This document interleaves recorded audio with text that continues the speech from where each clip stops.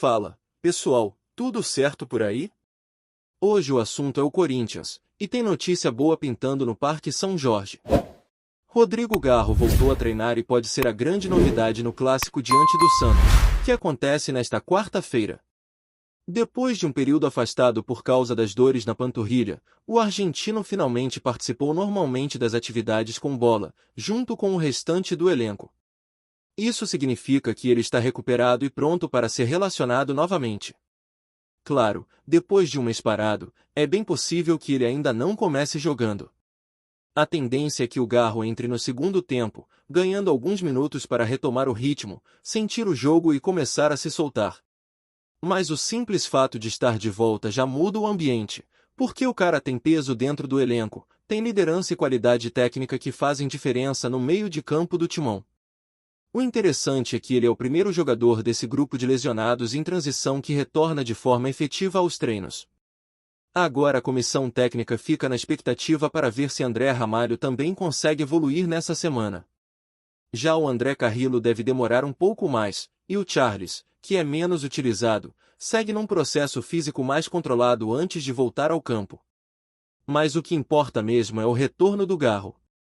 Ele é aquele tipo de jogador que dá outra cara ao time. Mesmo com o Bidon tendo aproveitado bem as oportunidades atuando como meia, é perfeitamente possível imaginar os dois juntos. Aliás, já comentei isso antes e reforço, dá para montar um esquema onde Garro e Bidon atuem próximos, trocando passes curtos, se revezando na armação e aparecendo mais na área. Bidon tem crescido muito nesse papel mais ofensivo, e se conseguir manter essa pegada com o Garro do lado, o Corinthians pode ganhar um poder de criação que há tempos não se via. Muita gente já discutiu se dois armadores funcionariam no mesmo time, lembrando até quando Coronado e Garro dividiram o setor em alguns jogos. E, na prática, quando o time tem a bola no pé e sabe o que fazer com ela, o jogo flui. Você passa a dominar o ritmo, a cadência, e quem joga contra sofre. Então, sem dúvidas, o Corinthians tem tudo para se beneficiar com esse retorno. Garro é daqueles que muda a atmosfera, puxa o ritmo, cobra mais dos companheiros e, acima de tudo, ajuda o time a pensar o jogo. É o tipo de atleta que não precisa fazer gol todo o jogo para ser decisivo. A presença dele já organiza o meio, faz o time respirar melhor e aproxima os setores. Enquanto o técnico pensa se coloca o argentino de início ou não, o torcedor já comemora. Afinal, é um reforço que vem de dentro do próprio elenco e num momento importante, porque clássico é jogo que mexe com tudo. Santos e Corinthians sempre tem aquele clima diferente, é mais que 3 pontos, é rivalidade pura. E o Garro voltando agora é como ganhar um reforço no meio da temporada. Mas o papo de hoje não para por aí, porque tem outro assunto que voltou a dominar as conversas no futebol brasileiro, o famoso Campeonato Brasileiro de 2005. Sim, aquele mesmo, o do escândalo da máfia do apito, das partidas anuladas e de uma das polêmicas mais longas da história recente. O Internacional, depois de quase 20 anos, quer que o título daquele ano seja dividido com o Corinthians.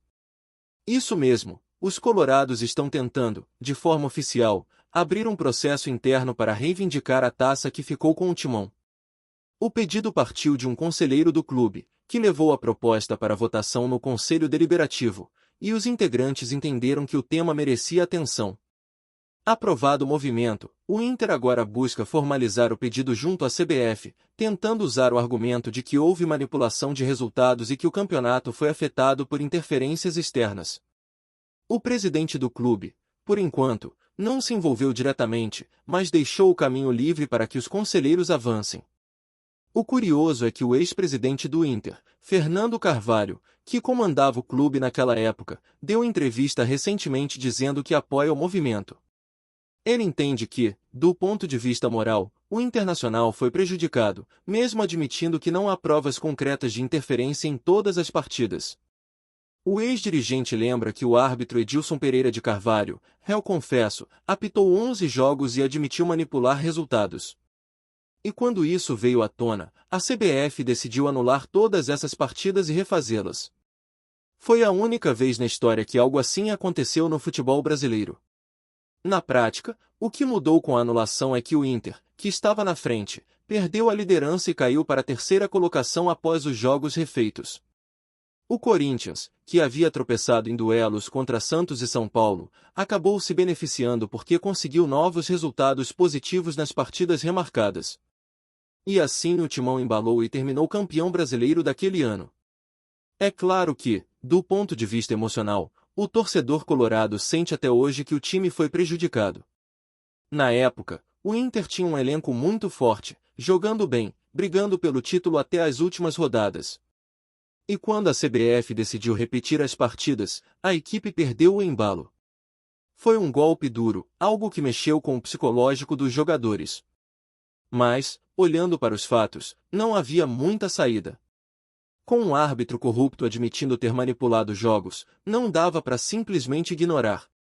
O próprio Fernando Carvalho admite isso, ou anulava o campeonato inteiro ou refazia os jogos apitados pelo juiz envolvido. Era um dilema complicado, mas dentro do que se podia fazer, foi a decisão mais coerente. E é exatamente aí que entra o debate atual. Será que, tantos anos depois, vale a pena reabrir essa discussão? Muitos colorados dizem que sim, que é uma questão de justiça, de limpar o nome do clube e mostrar que aquele time merecia o título. Outros acham que é mexer em algo que já faz parte da história, e que o melhor é valorizar o que veio depois, como o Mundial de 2006, que foi conquistado justamente pela base daquele elenco. E é inegável que há uma ligação entre essas duas histórias. O Inter de 2005 se transformou no Inter campeão do mundo no ano seguinte. Foi um elenco forjado na dor, na frustração de um título perdido, e que usou aquilo como combustível. Então, quando se fala em justiça, talvez o reconhecimento já tenha vindo dentro de campo, com o time derrotando o Barcelona e se tornando campeão mundial. Mas voltando à reivindicação, há um detalhe que não pode ser ignorado. O próprio Edilson, no documentário recente sobre a máfia do apito, disse que o campeão legítimo seria o Internacional. E essa frase reacendeu todo o debate. O problema é que, por mais que ele tenha dito isso, o caso segue sem provas de manipulação direta em favor do Corinthians. É uma afirmação isolada de alguém que já havia confessado crimes e perdido credibilidade.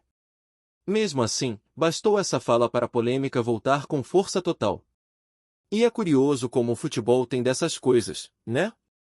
Um documentário, quase 20 anos depois, reacende feridas que pareciam cicatrizadas. Mas é isso que faz o futebol ser tão emocional, tão vivo. O torcedor não esquece, o sentimento permanece, e cada nova informação vira combustível para reviver debates que pareciam encerrados. E essa história do título de 2005 ainda vai render muito, viu? Porque quando a gente olha com calma tudo o que aconteceu naquela época, fica claro que não existe uma resposta simples. O Internacional, de fato, foi prejudicado em vários aspectos, mas também é verdade que o Corinthians jogou dentro das regras impostas após o escândalo e fez a parte dele em campo. A grande questão é que não há base legal para alterar o resultado de um campeonato 2 décadas depois. E o ex-presidente Fernando Carvalho reconhece isso, embora diga que, emocionalmente, entende a dor do torcedor colorado. O que pega mesmo é a lembrança do que aconteceu naquela reta final. O Inter liderava, estava embalado, e de repente precisa refazer partidas. O time perde ritmo, perde moral e vê o Corinthians ultrapassar.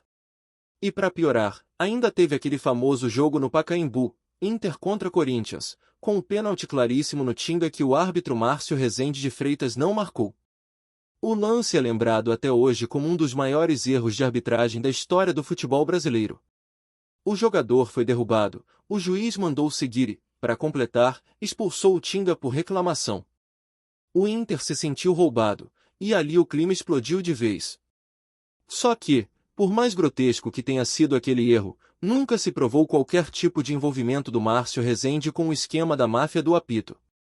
Ele foi, no máximo, um árbitro que errou feio no momento decisivo, mas sem ligação com corrupção. E mesmo que o Inter tivesse vencido aquele jogo, o time somaria 2 pontos a mais e ainda assim terminaria atrás do Corinthians, que ficou com 3 pontos de vantagem na classificação final. Ou seja, mesmo com a vitória, o Inter não seria o campeão. É lógico que o torcedor não quer saber de matemática quando sente que foi prejudicado.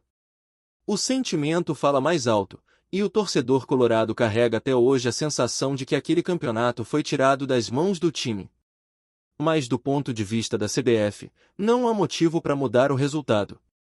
Todos os clubes tiveram jogos refeitos, inclusive o próprio Corinthians, e ninguém pode garantir que o time paulista foi beneficiado intencionalmente.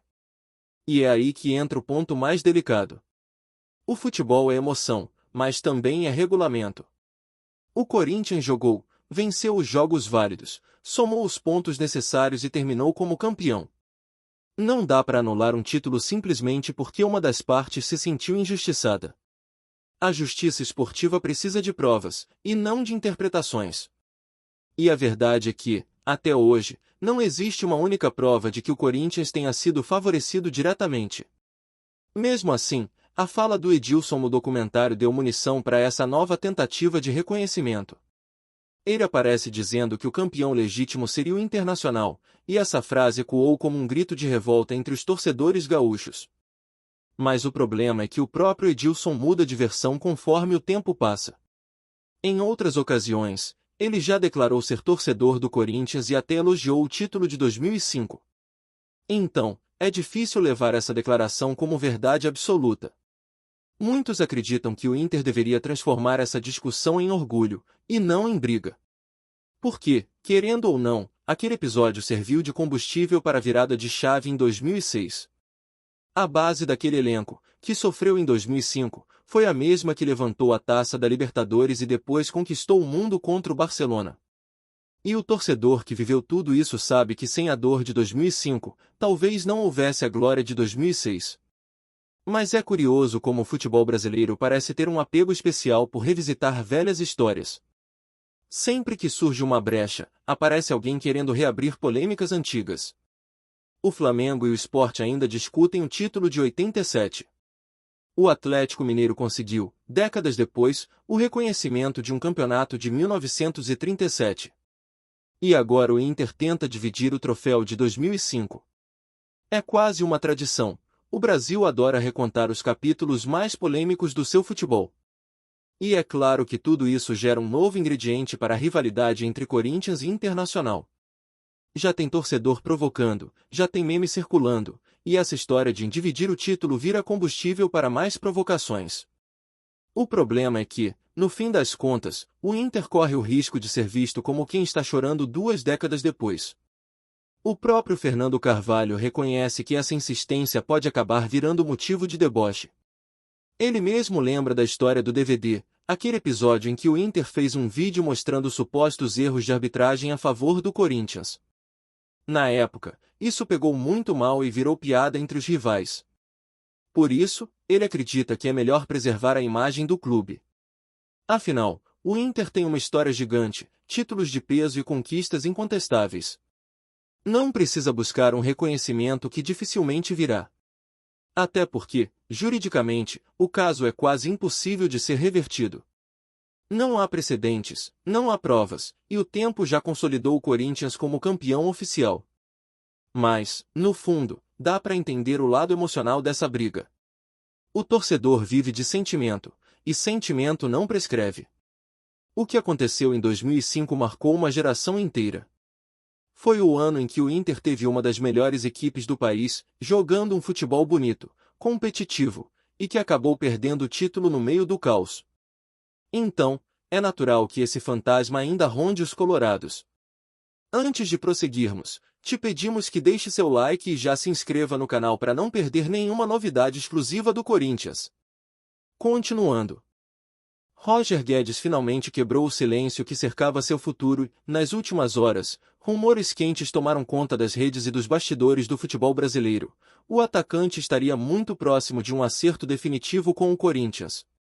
Fontes próximas ao jogador e à diretoria do clube paulista indicam que negociações avançadas estão em andamento, e que a possibilidade de ver Guedes vestindo a camisa alvinegra ainda nesta temporada é mais real do que muitos imaginavam. O burburinho começou a ganhar força depois que o próprio atleta compartilhou, de forma enigmática, mensagens em suas redes sociais que alguns interpretaram como sinal de que o destino dele poderia estar mesmo no Parque São Jorge. Roger Guedes, conhecido por sua velocidade, dribles incisivos e faro de gol, já havia sido alvo de especulações em outros momentos, mas nada se compararia à atual expectativa que toma conta da torcida corintiana. Nos bastidores, a negociação não seria simples.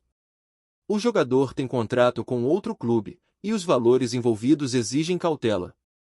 Ainda assim, segundo fontes ouvidas de forma reservada, tanto o staff de Guedes quanto a diretoria do Corinthians estariam otimistas quanto a um desfecho positivo. O jogador, inclusive, teria se mostrado receptivo à ideia de vestir a camisa do Timão, animado com a possibilidade de atuar em um time com torcida apaixonada e em constante busca por títulos. Enquanto isso, torcedores já se dividem entre ansiedade e especulação. Nas redes sociais, não faltam debates sobre como Guedes poderia se encaixar no esquema do técnico, quais companheiros ele teria mais afinidade em campo e, claro, qual impacto teria na briga por títulos.